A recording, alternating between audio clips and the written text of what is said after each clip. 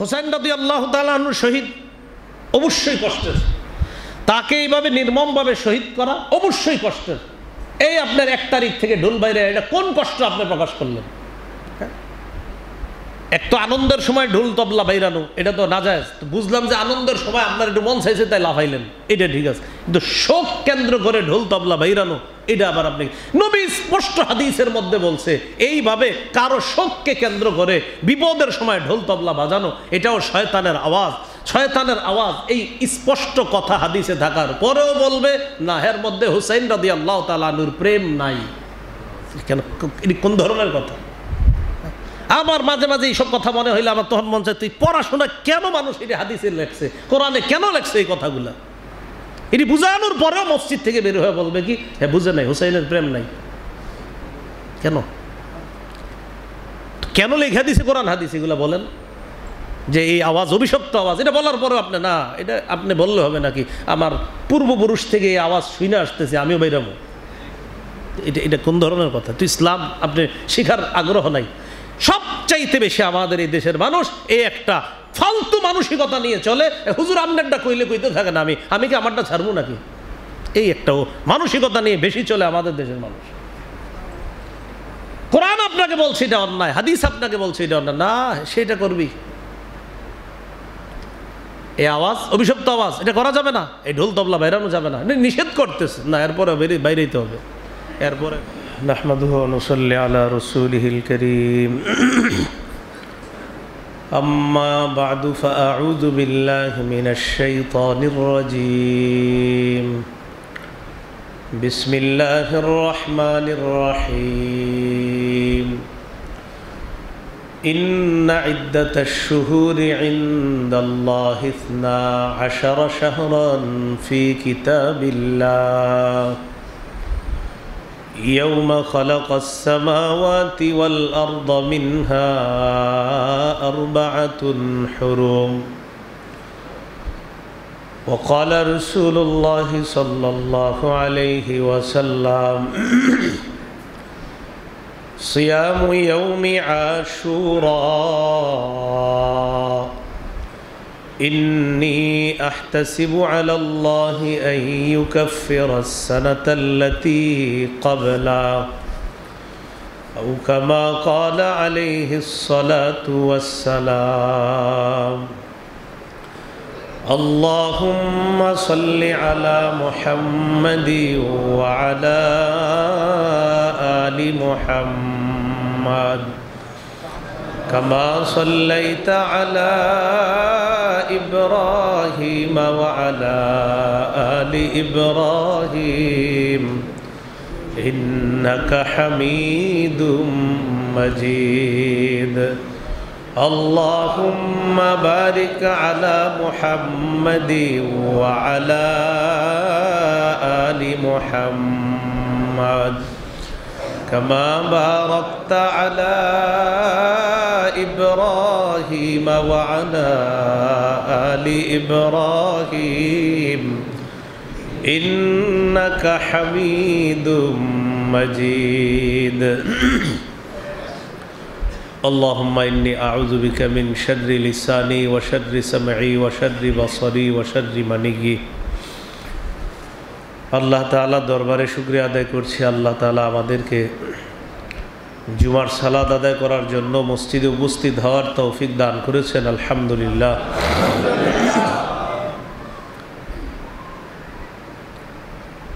আমরা গত 2 জুমায় মুহররমকে কেন্দ্র করে 2টি আলোচনা করেছিলাম।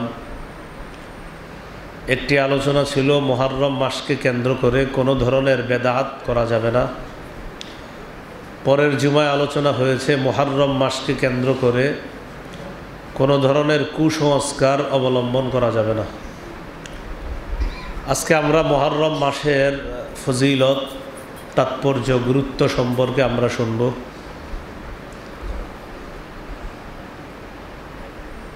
মুহররম মাসের গুরুত্ব, দিন, সপ্তাহ, মাস, সময় এগুলো কখনো থেমে থাকে না, একের পর এক চলে যায়, চলে আসে। দিন যাবে রাত আসে, রাত যাবে দিন আসে। এভাবে আমাদের জীবন শেষ হয়ে যাবে। হিসাব মিলানো দরকার, গত মহরম থেকে এই মহরম পর্যন্ত আমি কি পরিমাণ ভালো কাজ করতে পারলাম আরবি বছর অনুযায়ী, আরবি হিসাব অনুযায়ী। 17 হিজরিতে ওমর ইবনুল খাত্তাব রাদিয়াল্লাহু তাআলা আনহুর জামানায় হিজরি সনের গণনা শুরু হয়। আর হিজরি সনের গণনাটা তিনি হিজরতকে কেন্দ্র করেই গণনা শুরু করেছেন। হিজরি সনের প্রথম মাস, আরবি প্রথম মাস মুহররম মাস, তখন থেকে আপনার এভাবে গণনা শুরু হয়। সূরা ফুরকানের 62 নম্বর আয়াতে আল্লাহ তাআলা বলেন, وهو الذي جعل الليل والنهار خلفة لمن أراد أن يذكر أو أراد شكورا। তিনি ওই সত্তা যিনি দিন রাতকে খিলফা, একটার আরেকটার অনুগামী করে দিয়েছেন, একটাকে আরেকটার অনুগামী করে দিয়েছেন। লিমান আরাদা আইয়াযাক্কারা, ওই ব্যক্তির জন্য যে উপদেশ গ্রহণ করতে চায়, এই উপদেশ গ্রহণকারীর জন্য আল্লাহ তাআলা দিন এবং রাতকে একটা আরেকটার অনুগামী করে দিয়েছেন, যেন মানুষ উপদেশ গ্রহণ করে যে দিনের পরে রাত আসে, রাতের পর দিন আসে, এখান থেকে যেন মানুষ শিক্ষা গ্রহণ করে। আও আরাদা শুকুরা, এবং তারা যেন শুকরিয়া আদায় করে। দিন গেল রাতে আমি বেঁচে আছি, রাত গেল দিনে আমি বেঁচে আছি, এবং ভালো কিছু করার তৌফিক আল্লাহ দান করেছেন, শুকরিয়া আদায় করা।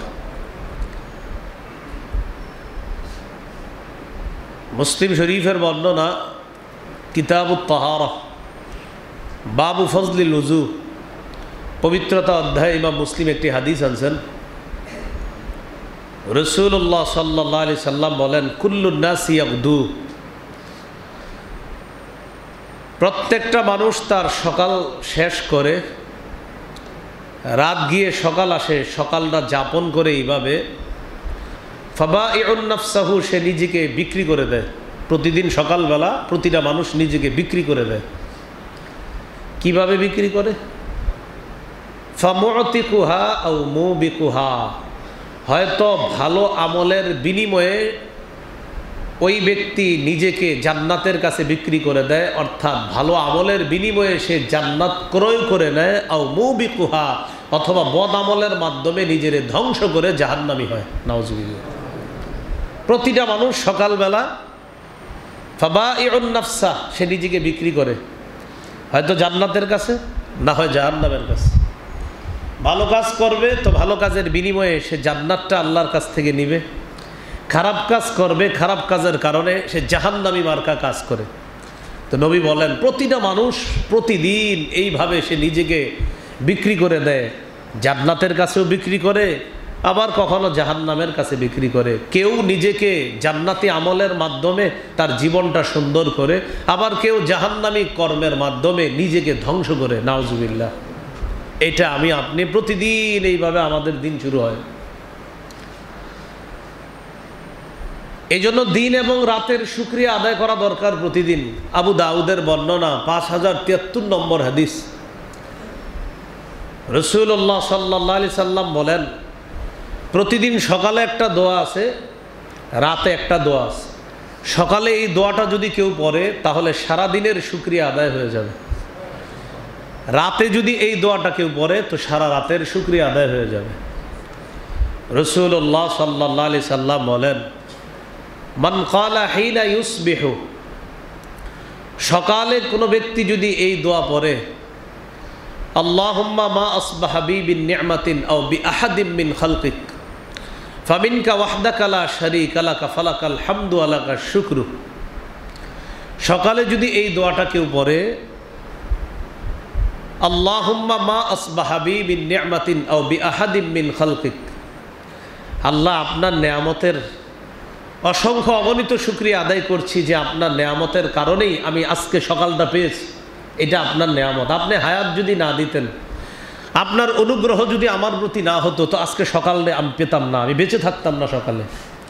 তো সকালে এটা বলা, আল্লাহ আপনার নেয়ামতের কারণে আমি সকালে এখনো বেঁচে আছি।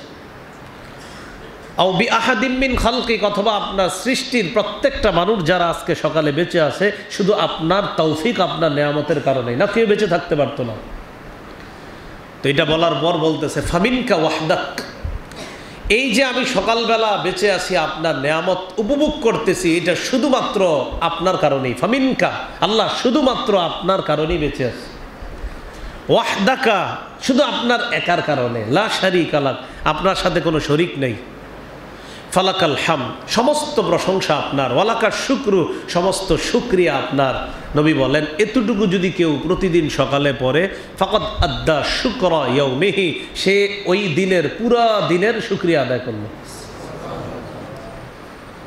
ওয়ামান ক্বালা হিনা ইউমসি, এবার সন্ধ্যাবেলায় কেউ যদি এই দোয়াটা পড়ে, তখন আবার আরবিটা একটু পাল্টাইতে হবে।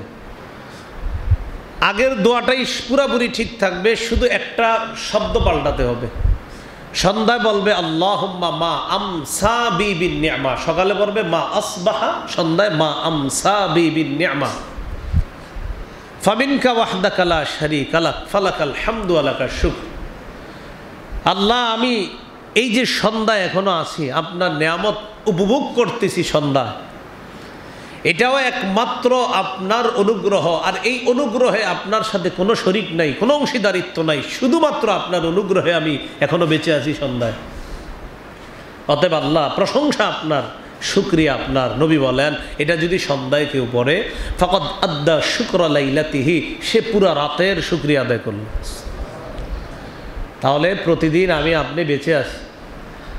আমরা এমন এমন কাজ করি, কিছু কাজে মনে হয় জান্নাতি কাজ করি, আবার কিছু কাজ মনে হয় না ভয়ঙ্কর কাজ, জাহান্নামী কাজ। তাই নবীজি বলছে সকালবেলা এই দোয়াটা বইরা সকাল শুরু করো, আর রাত এই দোয়াটা পড়ো।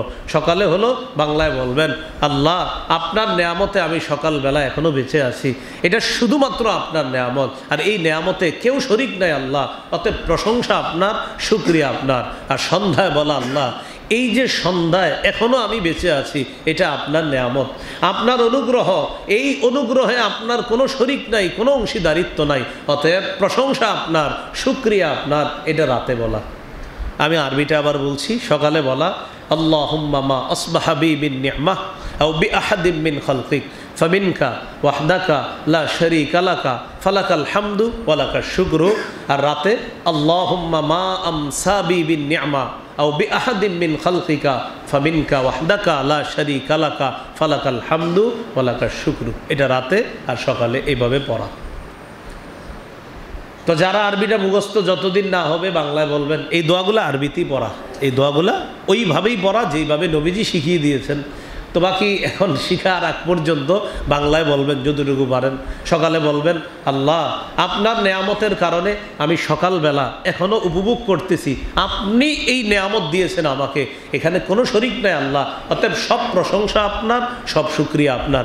অবিকল কথাটা রাতেও বলবেন, শুধু সকালের জায়গায় রাত শব্দটা যোগ করে দিবেন, সন্ধ্যা শব্দটা যোগ করে দিবেন। আল্লাহ প্রতিনিয়ত আমল করার তৌফিক দান করেন। মুহররম মাসের গুরুত্ব আলোচনা করতেছিলাম, যে মাস একের পরে এক, গত 11টা মাস পরে আবার মুহররম আসছে। সূরা তাওবার 36 নম্বর আয়াতে আল্লাহ তাআলা বলেছেন আল্লাহর কাছে মাসের গণনা 12 মাস, যেটা জিলহজে আমরা আলোচনা করেছি। এর মধ্যে 4 মাস সম্মানিত। সহিহ বুখারীতে 4 মাসের কথা আসছে, 4662 নম্বর হাদিস, যে আল্লাহর কাছে 4 মাস সম্মানিত। এই 4 মাসের মধ্যে একটা মাস হলো ওয়াল মুহররম, মুহররম মাস। আচ্ছা, কোরআনের আয়াত আর হাদিস থেকে আমরা কি বুঝলাম মুসল্লি ভাইয়েরা? দেখেন তো কি বলে আল্লাহ তাআলা। আল্লাহ তাআলা সূরা তাওবার 36 নম্বর আয়াতের অনুবাদটা একটু মন দিয়ে শুনেন কি বলতেছেন। যেদিন আসমান জমিন আল্লাহ সৃষ্টি করেছেন সেদিন থেকেই মাসের গণনা 12 মাস। বলেন তো 12 মাস কি আমরা বানাইছি না আল্লাহ তাআলা নির্ধারণ? এটা কবে থেকে? যেদিন থেকে আসমান জমিন সৃষ্টি করছে। এরপরে তখনই আল্লাহ বলছেন তখন থেকেই মাসের গণনা 12 আর 4 মাস সম্মানিত। তো বলেন তো আপনারা, যখন আসমান জমিন সৃষ্টি করছে তখন থেকেই সম্মানিত মাস কয়টা? 4টা। এই সম্মানিত মাসের মধ্যে একটা মাস কি মাস? তাহলে মুহররম কি নতুন করে সম্মানিত না আসমান জমিন সৃষ্টির দিন থেকেই? মুহররমের সম্মান এটা কি নতুন করে না আসমান জমিন সৃষ্টি থেকে? এটা তো কোরআনের আয়াত, সূরা তাওবা 36 নম্বর আয়াত, যে 4 মাস সম্মানিত। আর সহিহ বুখারীর 4662 নম্বর হাদিসে নবী 4 মাসের নামও বলে দিছে, এর মধ্যে একটা মুহররম।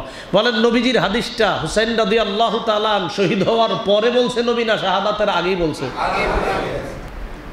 তাহলে রাসূল সাল্লাল্লাহু আলাইহি সাল্লামও বলে দিলেন কোন 4 মাস? মুহররম মাস। তাহলে কি শিখলাম? কোরআনের আয়াত হাদিস দ্বারাই বোঝা যায় মুহররম নতুন করে সম্মানিত না, মুহররম মাস আগে থেকেই সম্মানিত। এইটা হলো বিষয়টা, এই বিষয়টা মাথায় রাখবেন। এটা ইয়াকিন, এটা আকীদা। এই আকীদা না থাকলে তো আপনি কোরআনের আয়াতের উপর অস্বীকার নিয়ে আসতেছেন। আবেগে আয়াত অস্বীকার করার তো কোনো সুযোগ নাই। এই হলো মুহররমের তাৎপর্য, মুহররমের গুরুত্ব, মুহররম মাসের গুরুত্ব। দ্বিতীয় আলোচনা আসেন, যে আলোচনাটা আমাদের হয় সেটা হলো আশুরার রোজা। আশুরার রোজার তাৎপর্য কি? যে 10ই মুহররম রাখি, এই রোজা তাৎপর্যের ব্যাপারেও হাদিসে কি আছে দেখি। আশুরার রোজার তাৎপর্য সহিহ বুখারী 2006 নম্বর হাদিস। রাসূলুল্লাহ সাল্লাল্লাহু আলাইহি সাল্লাম মদিনায় আসলেন। কাদিমান নবী সাল্লাল্লাহু আলাইহি সাল্লাম আল মদিনা, নবী মদিনায় আসলেন। আসার পর আল ইয়াহুদা তাসুমু ইয়াউমা আশুরা, ইহুদিদেরকে দেখে তারা আশুরার দিনে রোজা রাখে, 10ই মুহররম রোজা রাখে। নবীজি বললেন মা হাযা, কি ব্যাপার, এটা কি? মুহররম যে সম্মানিত এটা তো নবীও জানেন, মুহররম সম্মানিত কোরআনে আছে, কিন্তু আশুরার 10 তারিখ এইটা রোজা রাখে কেন? এটা জিজ্ঞাসা করলেন কাদেরকে? ইহুদিদেরকে। তো মুহররমের 10 তারিখের রোজার ব্যাপারে জিজ্ঞাসা করার পর ইহুদিরা জবাব দিল হাযা ইয়াউমুন সালিহ, এটা একটা পবিত্র দিন, ভালো দিন। নাজ্জাল্লাহু বনি ইসরাঈল মিন আদুবিহিম, এই দিনে বনি ইসরাইলকে আল্লাহ তাআলা তাদের শত্রুদের থেকে মুক্তি দিয়েছেন। শত্রু কারা? ফেরাউন বাহিনী।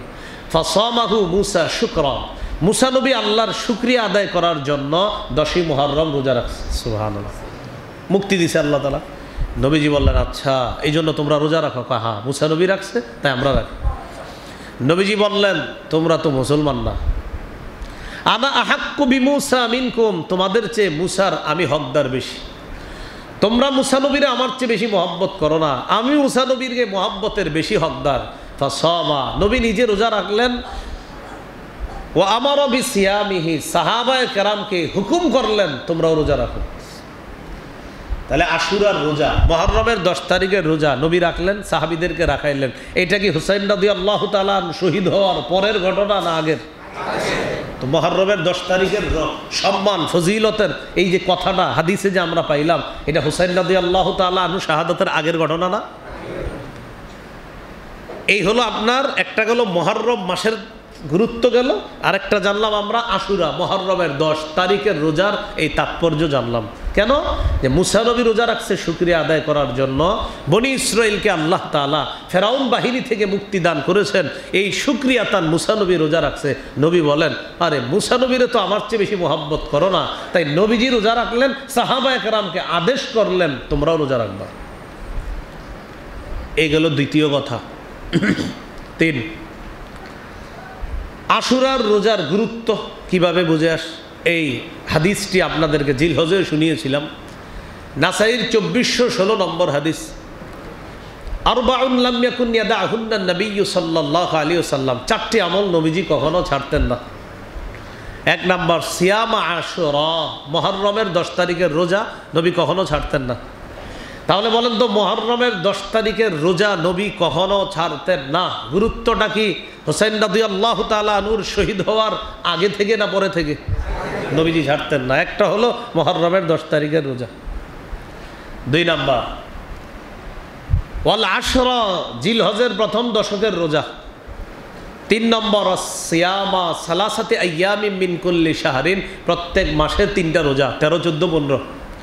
4 নাম্বার রাকাতাইনি ক্বাবলাল গাদা, ফজরের আগের 2 রাকাত সুন্নত, এগুলা রাসূল সাল্লাল্লাহু আলাইহি সাল্লাম কখনো ছাড়তেন না। এই 4টি আমল। 1 নাম্বার মুহররমের 10 তারিখের রোজা, 2 জিলহজের প্রথম দশকের রোজা, 3 প্রতি আরবি মাসের 3টি রোজা, 13, 14, 15, 4 ফজরের আগের 2 রাকাত সুন্নতি 4টি আমল নবী কখনো ছাড়তেন না। এর মধ্যে একটা হলো 10ই মুহররমের রোজা। এইগুলো মুহররমের 10 তারিখের রোজার গুরুত্ব।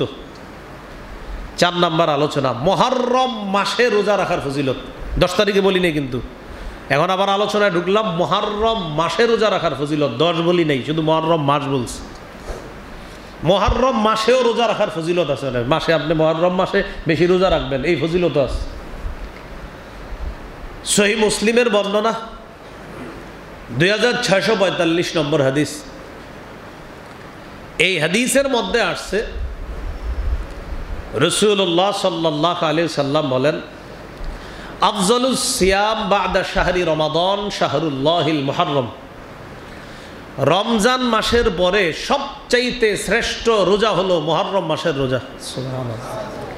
বলেন, রমজান মাসের পরে সবচেয়ে শ্রেষ্ঠ রোজা কোন মাসের রোজা? রমজানের রোজা তো নফল, ফরজ। হ্যাঁ, রমজানের রোজা কি ফরজ। এই রমজানের রোজার পরে, এরপর আর কি, রমজানের রোজা তো আমাদের রাখতেই হবে মুসলমানদের। এরপরে আপনার সবচাইতে শ্রেষ্ঠ নফল রোজা কোন মাসের রোজা? মুহররম মাসের রোজা। ওয়া আফজালুস সালাত বা'দাল ফরিদা সালাতুল লাইল। ফরজ নামাজের পর শ্রেষ্ঠ নামাজ তাহাজ্জুদ নামাজ। ফরজ নামাজের পর শ্রেষ্ঠ নামাজ কোন নামাজ? সবচেয়ে শ্রেষ্ঠ নামাজ ফরজ নামাজ, এরপর শ্রেষ্ঠ নামাজ হলো রাতের নামাজ তাহাজ্জুদের নামাজ। তাহলে শ্রেষ্ঠ রোজা রমজানের রোজা, এরপর শ্রেষ্ঠ রোজা মুহররম মাসের রোজা, শ্রেষ্ঠ নামাজ ফরজ নামাজ, ফরজ নামাজের পর শ্রেষ্ঠ নামাজ তাহাজ্জুদের নামাজ। তো যাই হোক, আমাদের আলোচ্য বিষয় আর নামাজ না, এই হাদিসের আলোচ্য বিষয় হলো যে মুহররম মাসের রোজা রাখারও ফজিলত আছে। এটা 10ই মুহররম বলি নেই, মুহররম মাস। 5 নাম্বার আলোচনা। এবার মুহররম মাসের ফজিলত জানলাম, এখন 10ই মুহররমের ফজিলতটা একটু জানি। 10ই মুহররমের রোজার ফজিলত কি? আগেও কিন্তু 2টা হাদিস বলছি, বলতে পারেন আগেরটি কি বলছেন? আগে বলছিলাম তাৎপর্য আর গুরুত্ব, এখন বলবো ফজিলত। তিরমিজির বর্ণনা 752 নম্বর হাদিস। এই হাদিসে আছে রাসূল সাল্লাল্লাহু আলাইহি সাল্লাম বলেন, সিয়ামু ইয়াউমি আশুরা ইন্নী আহতাসিবু আলা আল্লাহ আন ইউকাফিরা আস-সানাতা আল্লাতী ক্বাবলা। মুহররম মাসের 10 তারিখের রোজা, এই এক রোজা মুহররম মাসের 10 তারিখের যেই রোজা, এই রোজা যদি কেউ রাখে, আমি নবী আশাবাদী তার পূর্বের 1 বছরের গুনাহ মাফ হয়ে যাবে। এটা হলো মুহররমের 10 তারিখে রোজা রাখার ফজিলত। তাহলে আগে গেল মুহররমের ফজিলত রোজার, মুহররম মাসে রোজা রাখলে ফজিলত আছে, সওয়াব আছে, এমনি নফল রোজা। আর 10 তারিখের রোজা রাখলে আগের 1 বছরের গুনাহ মাফ। 6 নম্বর আলোচনা, মুহররমের 10 তারিখে করণীয় কি? বিশেষভাবে 2টা করণীয়। 1 নাম্বার করণীয় সারাদিন রোজা রাখা, 2 নাম্বার করণীয় বেশি বেশি তওবা করা। মুহররমের 10 তারিখে কয়টা করণীয় বেশি বলেন তো? 2টা। সারাদিন রোজা রাখা, রোজা রেখে কাটিয়ে দেওয়া, 2 বেশি বেশি তওবা করা। সারাদিন রোজা রাখা, এই হাদিসটি বুঝে আসে সহিহ বুখারীর 2006 নম্বর হাদিস। আব্দুল্লাহ ইবনে আব্বাস রাদিয়াল্লাহু তাআলা আনহুমার বর্ণনা, তিনি বলেন, মা রাআইতুন নাবিয়্য সাল্লাল্লাহু আলাইহি ওয়াসাল্লাম ইয়াতাহাররা সিয়ামা ইয়াউমিন ফাদ্দালাহু আলা গায়রিহি ইল্লা হাদাল ইয়াউম ইয়াউম আশুরা। আব্দুল্লাহ ইবনে আব্বাস রাদিয়াল্লাহু তাআলা আনহুমা বলেন, আমি রাসূলুল্লাহ সাল্লাল্লাহু আলাইহি সাল্লামকে নফল রোজার মধ্যে মুহররমের 10 তারিখের রোজার চাইতে অন্য কোন রোজাকে এত গুরুত্ব দিতে আমি দেখি নাই। আব্দুল্লাহ ইবনে আব্বাস বলেন, রমজান মাসের পরে, মানে রমজানের রোজার পরে অন্যান্য যে 11 মাস আছে, 11 মাসের মধ্যে মুহররমের 10 তারিখের রোজার চাইতে এত গুরুত্ব দিতে, অন্য কোন রোজাকে এত গুরুত্ব দিতে আমি দেখি নাই। নবীজি 10 তারিখের রোজাটা এত গুরুত্ব দিতেন। আর কি? ওয়াহাদা শাহরা ইয়ানি শাহরা রমাদান। আর রমজান মাসের চাইতে এত গুরুত্ব আর কোনো মাসকে দিতে দেখি নেই। তাহলে মুহররমের 10 তারিখের রোজার চাইতে এত গুরুত্ব দিতে অন্য কোনো রোজাকে দেখি নাই। আর মাস হিসাবে রমজান মাসের চাইতে এত গুরুত্ব অন্য কোনো মাসকে আমি দিতে দেখি নাই। এটা ইবনে আব্বাসের বর্ণনা। হাদিস থেকে বুঝলাম যে নবীজি এত গুরুত্ব দিতেন মুহররমের 10 তারিখের রোজা। তাই আমরা ইনশাআল্লাহ সবাই 10ই মুহররম সিয়ামের মাধ্যমে কাটানোর চেষ্টা করব ইনশাআল্লাহ। দ্বিতীয় কাজ কি আমাদের? তওবা করা। তিরমিজির 741 নম্বর হাদিস। এই হাদিসটি একটু মন দিয়ে বুঝতে হবে। এক ব্যক্তি হযরত আলী রাদিয়াল্লাহু তাআলা আনহুরে প্রশ্ন করছে, হযরত আলীকে প্রশ্ন করছে, আইয়ু শাহরিন তা'মুরুনি আন আসুমা বাদা শাহরি রমাদান, রমজান মাস ছাড়া আর কোন মাসে আপনি আমারে রোজা রাখতে বলেন? হযরত আলীকে বললেন, আলী, রমজান মাসের রোজা তো রাখবই আমি, রমজান মাস ছাড়া অন্য কোন মাস আছে যেই মাসের রোজাটা আপনি আমাকে রাখার জন্য গুরুত্ব দিবেন, হুকুম করবেন? তো হযরত আলী বললেন, তুমি আমারে যে প্রশ্নটা করলা, এই জাতীয় প্রশ্ন কোনো ব্যক্তিকে আমি নবীরে করতে দেখি নাই। তুমি আমারে যে প্রশ্নটা করলা, এই প্রশ্ন নবীরে কেউ করছে আমি দেখি নাই, তবে একটা লোক একদিন করছে। হাদিসটা বুঝছেন?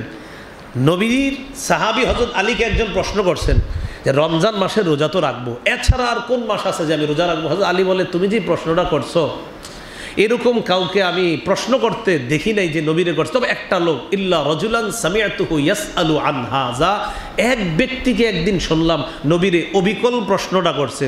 অর্থাৎ আমার জীবনে আমি এক ব্যক্তি ছাড়া আর কাউরে দেখি নাই এই প্রশ্ন নবীরে করতে, যেটা তুমি আমারে করছো। প্রশ্নটা কি? তুমি আমারে যেমন বললা যে রমজান ছাড়া আর কোন মাসে রোজা রাখার হুকুম করেন, তোমার মতো অবিকল বাক্যে নবীরে এক ব্যক্তি প্রশ্ন করছে, আইয়ু শাহরিন তা'মুরুনি আন আসুমা বাদা রমাদান, ও নবী সাল্লাল্লাহু আলাইহি সাল্লাম, রমজান মাস ছাড়া আর কোন মাসে আপনি আমারে রোজা রাখার ব্যাপারে হুকুম করবেন? তাহলে এক ব্যক্তি আলীরে করছে, হযরত আলী কয় এই প্রশ্ন একজন নবীরেও করছে। রাসূল সাল্লাল্লাহু আলাইহি সাল্লাম জবাব দিলেন, ইন কুনতা সাইমান বাদা শাহরি রমাদান, তুমি যদি রমজান ছাড়া অন্য কোনো মাসে রোজা রাখতেই চাও, ফাসুমিল মুহররম, মুহররম মাসে রোজা রাখো। কোন মাসে? কেন? ফা ইন্নাহু শাহরুল্লাহ, মুহররম মাস আল্লাহর মাস। সুবহানাল্লাহ। মুহররম মাস কার মাস? আল্লাহর মাস। এবার নবীজি বলতেছেন কেন রোজা রাখবা জানো? ফিহি ইয়াউমুন, মুহররম মাসে এমন একটা দিন আছে, অর্থাৎ 10ই মুহররম, মুহররম মাসে এমন একটা দিন আছে, তাবাল্লাহু আলা কওমিন, ওই দিনে আল্লাহ এক জাতির তওবা কবুল করে ওই জাতিকে আল্লাহ মাফ করে দিস। ওয়া ইয়াতুবু ফীহি আলা কওমিন আখারিন, কিয়ামত পর্যন্ত অন্যান্য জাতিকেও এই দিনে আল্লাহ মাফ করবে, এই দিনে অন্য জাতির তওবা আল্লাহ কবুল করবে। তাহলে কিয়ামত পর্যন্ত যেই জাতির তওবা কবুল করবে আমরা এখন বেঁচে আছি। এই জন্য মুহররমের 10 তারিখে বেশি বেশি তওবা করা। যাই হোক, হাদিস থেকে কি জানলাম? যে মুহররম মাসে বেশি বেশি রোজা রাখো। কয় কেন? কয় মুহররম মাসে একটা দিন আছে যেই দিনে আল্লাহ এক জাতির তওবা কবুল করেছেন এবং কিয়ামত পর্যন্ত অন্য জাতির তওবা আল্লাহ কবুল করবেন। তাহলে মুহররমের 10 তারিখে দ্বিতীয় করণীয় পেয়ে গেলাম। 1 নাম্বার বেশি রোজা রাখা, 2 নাম্বার সেদিন বেশি বেশি তওবা করা। আল্লাহ আমল করার তৌফিক দান করেন। এইগুলো আজকের 6 নম্বর আলোচনা। 7 নম্বর আলোচনা, রোজা কবে রাখবো? 9-10 তারিখেই রাখবো ইনশাল্লাহ। বলে প্রথম কথা 9-10 তারিখে রাখার চেষ্টা করবো, মানে এমনি যদি পারেন এখন থেকে রাখেন, ডেলি, সমস্যা নাই, যেহেতু মুহররম মাস পুরাটাই রোজা রাখতে পারেন। বাকি 9 এবং 10 তারিখে আমরা রাখার চেষ্টা করবো ইনশাল্লাহ। প্রথমে 9-10-এর কিছু বর্ণনা শুনি। 9-10 তারিখে রাখবো এই ব্যাপারে তিরমিজির বর্ণনা 755 নম্বর হাদিস। রাসূলুল্লাহ সাল্লাল্লাহু আলাইহি সাল্লামের সাহাবী আব্দুল্লাহ ইবনে আব্বাস রাদিয়াল্লাহু তাআলা আনহুমা তিনি বলেন, আমার রাসূলুল্লাহ সাল্লাল্লাহু আলাইহি সাল্লাম বিসিয়ামি আশুরা ইয়াউমাল আশির, রাসূল সাল্লাল্লাহু আলাইহি সাল্লাম মুহররমের 10 তারিখে রোজা রাখার হুকুম করেছেন। করার পর রাসূলুল্লাহ সাল্লাল্লাহু আলাইহি সাল্লামের সাহাবীগণ নবীজিকে বললেন, হুজুর এটা তো এমন দিন, তুআজ্জিমুল ফিহিল ইয়াহুদ ওয়ান নাসারা, এটা এমন একটা দিন যেই দিনটাকে ইহুদি খ্রিস্টানরা খুব সম্মান করে। হুজুর মুহররমের 10 তারিখটা এমন একটা দিন যেই দিনটাকে ইহুদি খ্রিস্টানরা অনেক সম্মান করে। এই কথা বলার পর রাসূল সাল্লাল্লাহু আলাইহি সাল্লাম বললেন, তারা অনেক সম্মান করে? কয় হ্যাঁ। তো নবীজি হাদিসের শেষে বললেন, আব্দুল্লাহ ইবনে আব্বাসের আরেকটা বর্ণনা, সুমুত তাসিআ ওয়াল আশিরা, তোমরা 9 তারিখে রোজা রাখো, 10 তারিখে রোজা রাখো, 9 তারিখে রোজা রাখো, 10 তারিখে রোজা রাখো। এটা তিরমিজির 755 নম্বর হাদিস। সহিহ মুসলিমের বর্ণনা 2556 নম্বর হাদিস, 2556। এই হাদিসের মধ্যে আসছে সাহাবায়ে কেরাম নবীজিকে বললেন, হুজুর মুহররমের 10 তারিখটা ইহুদিরা খুব সম্মান করে, খ্রিস্টানরা খুব সম্মান করে, আমরা ওই দিন রোজা রাখি, এই দিন ইহুদিরাও তো অনেক সম্মান করে। নবীজি সাল্লাল্লাহু আলাইহি সাল্লাম বললেন তখন, ইদা কানাল আমুল মুকবিল, আগামী বছর যদি আল্লাহ আমারে বাঁচায় রাখে, লাসুমান্নাত তাসিআ, তাহলে আমি অবশ্যই 9 তারিখেও রোজা রাখবো। কি বললেন নবীজি? আল্লাহ যদি আমাকে আগামী বছর বাঁচায় রাখে তা আমি অবশ্যই 9 তারিখেও রোজা রাখবো। মানে 10 তারিখে তো রাখতেনই নবীজি, তো বললেন আগামী বছর যদি আল্লাহ আমাদের বাঁচায় রাখে আমি 9 তারিখেও রাখবো। এখান থেকে কি বোঝা যায়? 9 এবং 10, 9 এবং 10। সহিহ মুসলিমের বর্ণনা 2557 নম্বর হাদিস, আগেরটা গেল 2556, এটা 2557। এই হাদিসে আছে রাসূল সাল্লাল্লাহু আলাইহি সাল্লাম বলেন, লাইন বাকিতু ইলা কাবিলিন লা আসুমান্নাত তাসিআ, আগামী বছর যদি আমি বেঁচে থাকি তাহলে অবশ্যই 9 তারিখেও রোজা রাখবো। এই হাদিসের হযরত আলী রাদিয়াল্লাহু তাআলা আনহুর বর্ণনা, তিনি বলেন, ফালাম ইয়াতিল আমুল মুকবিল হাত্তা তুওয়াফিয়া রাসূলুল্লাহ সাল্লাল্লাহু আলাইহি সাল্লাম, পরবর্তী বছর নবী আর দুনিয়াতে বেঁচে থাকেন নাই, পরবর্তী বছর আসার আগেই নবীজি দুনিয়া থেকে বিদায় নিয়ে গেছে। বেঁচে থাকলে আমি 9 তারিখেও রাখবো, 10 তারিখেও রাখবো। বর্ণনাকারী সাহাবী বলেন, পরের বছর আর নবীজি বেঁচে ছিলেন না, পরের বছর আসার আগেই আল্লাহ রাসূল দুনিয়া থেকে বিদায় নিয়েছেন। যাই হোক, হাদিসগুলা থেকে কি বুঝলাম? গুরুত্ব দিতেছে কয় তারিখকে নবীজি? 9 এবং 10। একান্ত কেউ যদি 9, 10 না রাখতে পারেন তাহলে 10, 11। কি বললাম? 9, 10 না রাখতে পারলে 10, 11। সহিহ ইবনে খুজাইমাহ এই কিতাবে আসছে, রাসূল সাল্লাল্লাহু আলাইহি সাল্লাম বলেন, সুমু ইয়াউমা আশুরা, তোমরা আশুরার দিনে রোজা রাখো। ওয়াখালিফু ফীহিল ইয়াহুদ, ইহুদিদের বিরোধিতা করো। ইহুদদের বিরোধিতা মানে তারাও রোজা রাখে 10ই মুহররম, তোমরা বিরোধিতা এইভাবে করবা, সুমু কবলাহু ইয়াউমান ওয়া বা'দাহু ইয়াউমান, হয়তো আশুরার আগের দিন রোজা রাখো, না হয় আশুরার পরের দিন রোজা রাখো। অর্থাৎ 9, 10 রাখো অথবা 10, 11 রাইখা ইহুদিদের বিরোধিতা করো। তারা শুধু 10 রাখে, তোমরা 9, 10 রাখবা অথবা 10, 11 রাইখা তাদের বিরোধিতা করবা। বুঝে আসে নাই সবার কথাটা? তাহলে 9, 10 অথবা 10, 11। যদি 9, 10টাই বেশি বললাম গুরুত্ব নবীজি দিয়েছেন, তো চেষ্টা করবেন 9, 10 রাখার। একান্ত না পারলে তখন 10, 11 রাখা। আল্লাহ তৌফিক দান করেন। এই গেল 7 নম্বর আলোচনা। 8, মুহররমের 10 তারিখে রোজা রাখার হুকুম কি? হুকুম মুস্তাহাব। 10 তারিখ রোজা রাখার হুকুম কি? মুস্তাহাব। এই দিন রাখলে অনেক সওয়াব। বাকি মুস্তাহাবটা গুরুত্বপূর্ণ মুস্তাহাব। সহিহ মুসলিমের 2532 নম্বর হাদিস, এই হাদিসে আসছে, আন্না আহলাল জাহিলিয়া কানু ইয়াসুমুনা, জাহিলি যুগের মানুষরা মুহররমের 10 তারিখে রোজা রাখতো। মূর্খ মানুষ, জাহিলি যুগের অমুসলিমরা মুহররমের 10 তারিখে রোজা রাখতো। ওয়ান নবী সাল্লাল্লাহু আলাইহি সাল্লাম সামা ওয়াল মুসলিমুন, নবীও রাখতেন, মুসলমানরাও রাখতেন। আবার বুঝেন, জাহেলরাও রাখতো, মূর্খরাও রাখতো, জাহিলি যুগের মানুষরাও রাখতো 10ই মুহররমের রোজা, নবীও রাখতেন, মুসলমানরা রাখতেন। ফালাম্মা উফতিরিদ রমাদান, যখন রমজানের রোজা ফরজ হলো, নবীজি সাল্লাল্লাহু আলাইহি ওয়াসাল্লাম সাহাবায়ে কেরামকে ডেকে বললেন, শোনো, রমজানের রোজা ফরজ হয়ে গেছে, এতদিন তোমাদেরকে 10 তারিখের রোজা আমি গুরুত্ব সহকারে রাখতে বলতাম, এখন থেকে বিষয়টা এমন, ফামান শাআ সামা ওমান শাআ তারাকা, কেউ চাইলে রাখতেও পারো, কেউ যদি চাও নাও রাখতে পারো, কোনো সমস্যা নাই। আগে তো তোমাদেরকে রাখতেই বলেছিলাম আমি, এখন থেকে আর এরকম হুকুম নাই, এখন রোজা ফরজ হয়ে গিয়েছে রমজান মাসে, কেউ যদি মন চায় তুমি রোজা রাখতে পারো মুহররমের 10 তারিখের, যদি মন চায় তুমি ছাড়তেও পারো, গুনাহ হবে না। তাহলে কি বুঝলাম হাদিস থেকে? মুহররমের 10 তারিখের রোজা এখন হলো মুস্তাহাব, ফজিলতের বিষয়। বাকি এই ফজিলতটা না ছাড়ার চেষ্টা করা, এটা গ্রহণ করার চেষ্টা করা। কারণ বলেন তো, রমজানের পরে কোন রোজা সবচেয়ে গুরুত্ব দিতেন নবীজি? এইগুলো 8 নম্বর আলোচনা। 9, 10ই মুহররম বর্জনীয়। 10 তারিখে কি কি বর্জন করব আমরা? 10ই মুহররম যে বিষয়গুলো আমরা বর্জন করব, বর্জন করার মধ্যে আছে 1 নাম্বার, তাজিয়া মিছিল করা, বর্জন করা। এটা করা যাবে না। তাজিয়া মিছিল করা, এটা বর্জন করতে হবে। কবরের প্রতীকী বানিয়ে এটাতে আপনার নজরানা ইত্যাদি পেশ করে এটা নিয়ে এগুলো করা যাবে না।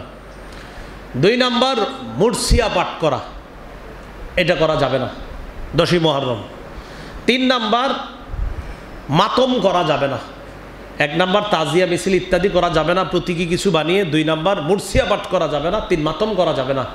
সহিহ বুখারীর বর্ণনা 1298 নম্বর হাদিস, রাসূল সাল্লাল্লাহু আলাইহি সাল্লাম বলেন, লাইসা মিন্না মান দরাবাল খুদুদা ওয়া শাক্কাল জুয়ুবা ওয়া দাআ বিদাওয়াল জাহিলিয়া। সে আমার উম্মতের অন্তর্ভুক্ত না। যে নিজের গাল চাপড়ায়, যে নিজেরে আঘাত করে, সে আমার উম্মতের অন্তর্ভুক্ত না। কারো শোকে যে নিজেরে আঘাত করে, সে আমার উম্মতের অন্তর্ভুক্ত না। ওয়া শাক্কাল জুয়ুবা, যে নিজের জামা কাপড় ছিঁড়ে ফেলে শোকে কারো জন্য কান্না করতে গিয়ে, সে আমার উম্মতের অন্তর্ভুক্ত না। দাআ বিদাওয়াল জাহিলিয়া, আর জাহিলি যুগের মানুষের মতো যে বিলাপ করে, সে আমার উম্মতের অন্তর্ভুক্ত না। স্পষ্ট হাদিস,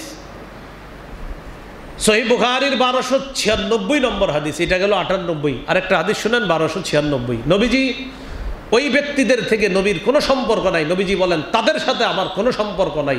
ইন্না রাসূলুল্লাহ সাল্লাল্লাহু আলাইহি সাল্লাম বারীউম মিনাস সালিকা ওয়াল হালিকা ওয়াশ শাআকা, যারা চিৎকার করে কান্না করে, নবী বলেন এদের সাথে আমার কোনো সম্পর্ক নাই। ওয়াল হালিকা, যারা কারো শোকে, যে মহিলারা নিজের চুল কামায়া ফেলে, সে আমার কোনো অন্তর্ভুক্ত না। ওই মহিলা, ওই নারীর সাথে আমার কোনো সম্পর্ক নাই, সে আমার উম্মত হওয়ার যোগ্যতাই রাখে না। ওয়া শাক্কা, যে নারী নিজের জামা কাপড় ছিঁড়ে ফেলে, আহারে আল্লাহ আমার আব্বারই দেখলো, আজরাইল বুঝি আমার ঘরে আসলো, আমার বাপ ছাড়া আর কাউরে পাইল না আল্লাহ, এগুলা যে বলবে, নবী বলেন ওই নারীর সাথে আমি নবীর কোনো সম্পর্ক নাই, সে আমার উম্মত হওয়ার যোগ্যতা রাখে না। তাদের থেকে নবী মুক্ত। তাহলে এটা তো না, রক্তাক্ত করা হচ্ছে নিজের, হ্যাঁ, পুরা রক্তাক্ত। এরকম হাদিস বলছে কি, মানুষ করছে কি, শুধু আবেগের কারণে মানুষ তার ইসলামকে বিসর্জন দিয়ে দিচ্ছে। এগুলো আপনার শোক করা যাবে না, মাতম করা যাবে না ইত্যাদি। নবীজির মেয়ে মারা গেছে, জয়নব রাদিয়াল্লাহু তাআলা আনহা। কোন মেয়ে? জয়নব মারা গেছে। আল জামিউস সগীর হাদিসের কিতাব 4201 নম্বর হাদিস। হযরত জয়নব মারা যাওয়ার পর ফাবাকাতিন নিসা, নারীরা কান্না শুরু করছে, কাঁদতেছে নারীরা। ফাজাআলা উমারু ইয়াদরিবুহুন্না বিসাউতিহি, হযরত ওমর চাবুক দিয়া মায়ের শুরু করছে। এই থামো, কাঁদতেছো কেন? নবীজি সাল্লাল্লাহু আলাইহি সাল্লাম আখরাহু বিয়াদি, তার হাত দিয়ে নবীজি হযরত ওমরকে সরায়, ওমর মাহলান নিয়া ওমর, ওমর একটু নরম হও, তুমি এত কঠিন আচরণ করো, একটু নরম হও। এটা বইলা আবার আপনারা বুঝেন না, দেখেন এতটুকু বইলা না, অনেকে হাদিসটা শেষ করে ফেলে, দেখছেন নবীও কানতে অনুমতি দিস, পরে যে আরেকটু আছে এটা আর কানা, এই হাদিস একটু পরে কিন্তু রয়ে গেছে। এতটুকুতে কি বুঝছেন? আপনারাও কিন্তু বুঝছেন, মনে হয় হুজুর কান্না করা যাবে, নাহলে ওমরে থামাইছে কেন, এটাই কিন্তু বোঝা যায়। আবার বলছি, হযরত জয়নব মারা গেছে, নারীরা কান্না শুরু করছে। হযরত ওমর চাবুক লইছে মারার জন্য, চাবুক দিয়ে অলরেডি আঘাত এভাবে শুরু করছে। নবীজি বলতেছে মাহলা নিয়া ওমর, ওমর নরম হও একটু।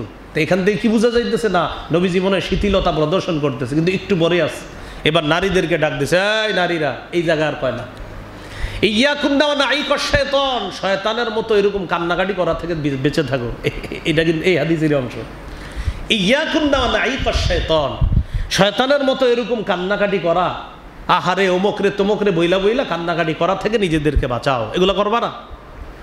এই কথা বলার পর রাসূলুল্লাহ সাল্লাল্লাহু আলাইহি ওয়াসাল্লাম স্পষ্টভাবে বলে দিলেন, সাবধান, কারো মৃত্যুতে এই জাতীয় শোক বিলাপ ইত্যাদি তোমরা করা যাবে না। হ্যাঁ, এতটুকু মনে রাখবা, মাহমা কানা মিনাল আইন ও মিনাল কলব, অটোমেটিক যদি চোখ থেকে পানি পড়ে, আর কলব থেকে যদি পানি পড়ে, কলব থেকে পানি, হৃদয় ব্যথিত, চোখ থেকে পানি পড়তেছে, বিলাপও করতেছেন না, উল্টাপাল্টা মুখ দিয়েও কিছু বলতেছেন না। নবী বলেন এই চোখের পানি ফামিনাল্লাহ ওয়া মিনার রহমা, এটা আল্লাহর পক্ষ থেকে এবং এটা আল্লাহর দয়া, এটা আল্লাহর রহমত। কেউ মারা গেছে, বসে আছেন, চোখের পানি পড়তেছে, উল্টা পাল্টা কিছু বলতেছেন না, এটা আল্লাহর রহমত।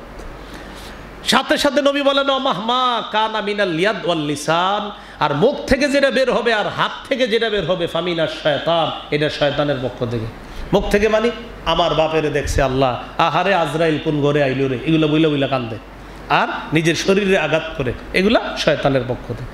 তাহলে চোখের পানি, হৃদয়ের অশ্রু আপনার হওয়া, হৃদয় নরম হওয়া, চোখ থেকে পানি ঝরা আল্লাহর পক্ষ থেকে, আর হাত আর জবান থেকে যে উল্টা পাল্টা কিছু বের হবে এগুলা শয়তানের পক্ষ থেকে। আল্লাহ বুঝার তৌফিক দান করেন।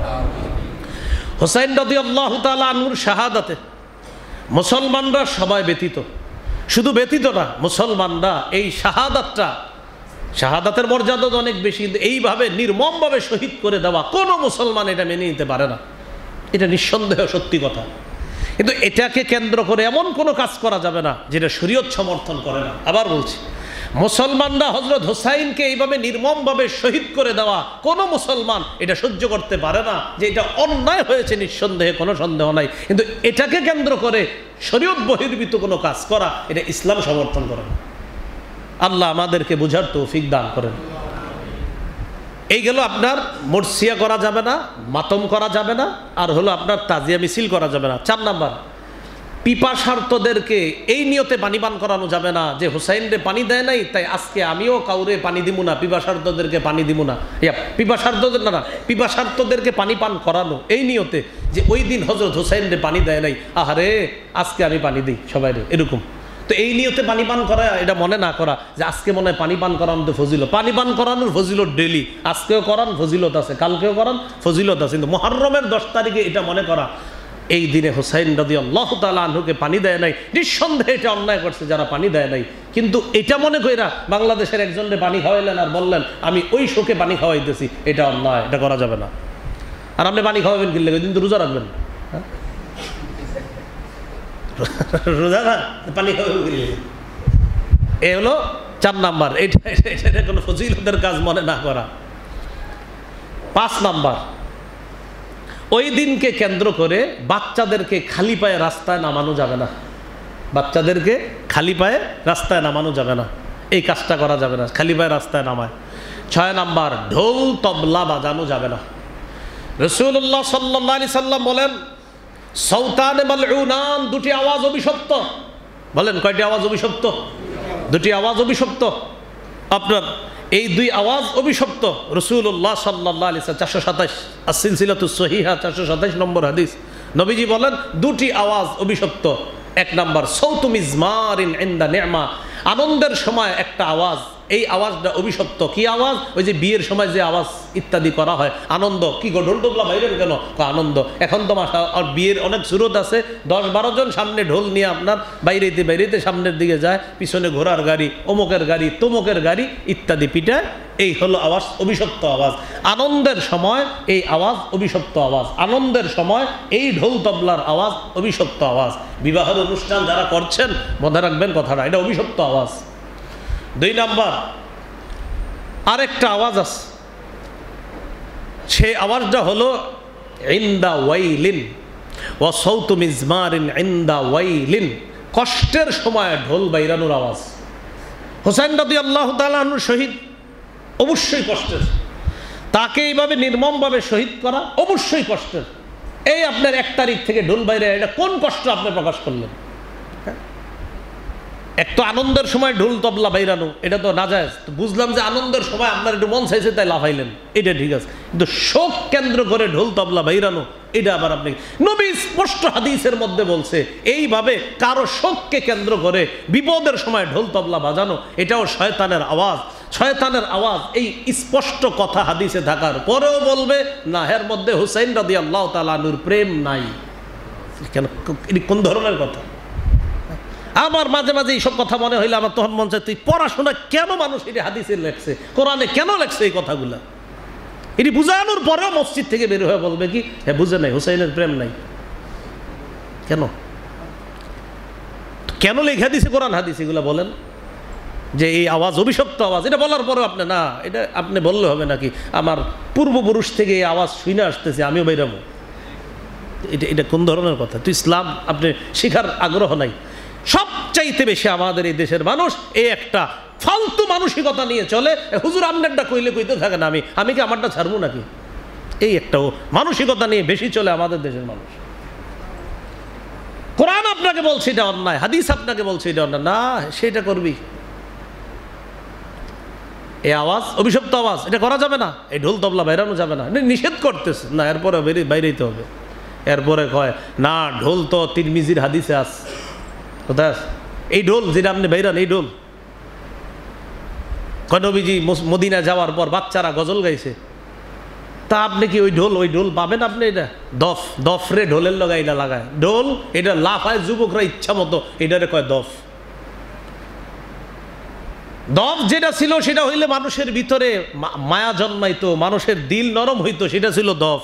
আর এখন যেটা এটা কিন্তু এটা পোলাপান লাফায়, ইচ্ছা মতো লাফায়, বুঝে যে হিটে এসে পড়ছে শরীরে, এটারে বানায় দফ। দফ আর ঢোল এক না, এই সমস্ত দলিল উল্টাপাল্টা কথা বলা যাবে না। এখন ওইটা নাই যে দফ বাজায়, আপনি দফ যদি আসলে আনতে পারেন সেটা দফ বাজাইলে আপনি শরীরে ওইরকম হিটাইব না যে লাফায় ছাদে উঠে যাবেন, এরকম হিটে আসবে না। তো এই হলো আপনার আওয়াজ, অভিশপ্ত আওয়াজ। ওই আওয়াজ এগুলা করা যাবে না। আল্লাহ আমাদেরকে হেফাজত করেন। সর্বশেষ কথা, কারো মৃত্যুতে আমাদের কি করণীয়? কারো মৃত্যুতে করণীয় হলো ধৈর্য ধারণ করা, সোয়াবের আশা করা। সহিহ বুখারীর 1284 নম্বর হাদিস, রাসূল সাল্লাল্লাহু আলাইহি সাল্লামের নাতি মারা গেছে। নাতি, নবীজির নাতি মারা গেছে। নবীজির মেয়ে সংবাদ পাঠাইছে, আব্বা আসেন, আমার ছেলেটার অবস্থা ভালো না। তো রাসূল সাল্লাল্লাহু আলাইহি সাল্লাম মেয়ের এই কথা শুই না, নবীজি একটু পরে জানতে পারলেন সে দুনিয়া থেকে বিদায় নিয়েছে। তখন নবীজি সাল্লাল্লাহু আলাইহি সাল্লাম বললেন, ইন্নাল আইনা তাদমাউ, চোখ তো কান্না করবে, ওয়াল কলবা ইয়াহজান, অন্তরও ব্যথিত হবে। চোখ কান্না করবে, অন্তর ব্যথিত হবে, এটা কোনো সমস্যা না। তবে মনে রাখবা, যাদের এই অবস্থা হয়, ইন্না লিল্লাহি মা আখাযা ওয়া লাহু মা আ'তা ওয়া কুল্লু ইনদাহু বিআজালিম মুসাম্মা। নবীজি 3টা দোয়া শিখিয়ে দিছে আমাদেরকে। ইন্না লিল্লাহি মা আ'তা, আল্লাহটা আল্লাহ রাইখা দিছে, ওয়া লাহু মা আখাযা, আল্লাহটা আল্লাহ নিয়ে নিছে। ইন্না লিল্লাহি মা আ'তা, আল্লাহ যেটা দেওয়ার সেটা দিয়ে দিছে। আমি তুমি যে দুনিয়াতে আছি আমরাও আল্লাহর। ওয়া লাহু মা আখাযা, যেটা নেওয়ার সেটা আল্লাহ নিয়ে নিছে, যেটা নিয়ে নিছেন এটাও আল্লাহর, যেটা দুনিয়াতে রাইখা দিছে এটাও আল্লাহর। ওয়া কুল্লুন ইনদাহু বিআজালিম মুসাম্মা, আল্লাহর কাছে প্রত্যেকটা জিনিসের নির্ধারিত সময় আছে। তোমার বাচ্চাটাও মারা গেছে, আর তার হায়াত এই পর্যন্তই ছিল, আর আল্লাহর সে, আল্লাহ তাকে নিয়ে নিছে। আর আমরা যে দুনিয়াতে আছি আমরাও আল্লাহর, এখনো তাই দুনিয়াতে আছি। এটা নবী বললেন।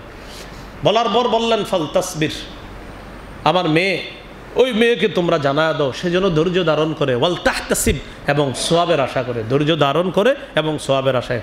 তাহলে কারো মৃত্যুতে কী করণীয়? ধৈর্য ধারণ করা, সোয়াবের আশা করা। সর্বশেষ কথা, মুহররমের এই 10 তারিখকে কেন্দ্র করে তাজিয়া মিছিল, মাতম, মুরসিয়া ইত্যাদি শুরু হয় কখন থেকে? 352 হিজরির আগে দুনিয়াতে এগুলোর কোনো অস্তিত্ব ছিল না। কত হিজরির আগে? 352 হিজরিতে সর্বপ্রথম মুইজউদ্দিন দাইলামি আদ-দাওলা, মুইজউদ্দাওলা আদ-দাইলামি, এই ব্যক্তি সর্বপ্রথম ইরাকে এটার প্রচলন শুরু করে। 10ই মুহররমকে আপনার শোক ঘোষণা করে যে এই দিনে শোক পালন করা হবে। হযরত হুসাইনের এই শোক গীতি ইত্যাদির অনুষ্ঠান 352 হিজরিতে সর্বপ্রথম ইরাকে শুরু করে এক ব্যক্তি, তার নাম মুইজউদ্দাওলা আদ-দাইলামি। এই ব্যক্তি সর্বপ্রথম এটা শুরু করে। এরপর 363 হিজরিতে এটা মিশরে ছড়ায়া দেয় আল মুইজ্জু লিদ্দিন, এই ব্যক্তি এটা আপনার মিশরে ছড়ায়া দেয়। আস্তে আস্তে এটা সারা পৃথিবীতে প্রচারিত হয়। তাহলে 352 হিজরির আগে ছিল না, 363 হিজরিতে মিশরে ছড়ায়, এরপর আস্তে আস্তে সারা পৃথিবীতে ছড়ায়। এই তথ্যটা কে দিয়েছে? এই তথ্যটা খোদ তাদের কিতাবে লেখা যারা এগুলা পালন করে। কি বললাম? এই যে তথ্যটা, এটা তাদের কিতাবেই লেখা যারা এটা পালন করে। এই ব্যাপারে আমার লম্বা আলোচনা আছে, আশা করি অতীতে যারা শুনছেন আলোচনা, যে এই তথ্য যে যারা এটা পালন করে এটা কোন কিতাবের, আমি আপনাদের এই মসজিদও তাদের কিতাব থেকে লম্বা আলোচনা করেছি, যে তাদের কিতাবেই বড়ি বড়ি দলিল যে এই কার্যটা শুরু করছে তারা, যারা পালন করে তারাই বলছে 352তে শুরু করছি আমরা। তাহলে এটা এরকম না যে ওই আমাকে কোনো হুজুর লিখে দিছে কবি মাদ্রাসা, এরকম না বিষয়টা। এটা তারাই লিখছে যে এটা কবে থেকে শুরু করে, তো তাদের কিতাবেই লেখা 352 হিজরিতে এটা তারা সূচনা করেছে। এজন্য যারা এটা পালন করে এটা তাদের এখানে যেহেতু লেখা, তাহলে আমরা এতটুকু নিশ্চিত হলাম যে এই কাজগুলা তাদের নিজেদের আবিষ্কার, মন গড়া। আল্লাহ আমাদেরকে হেফাজত করেন।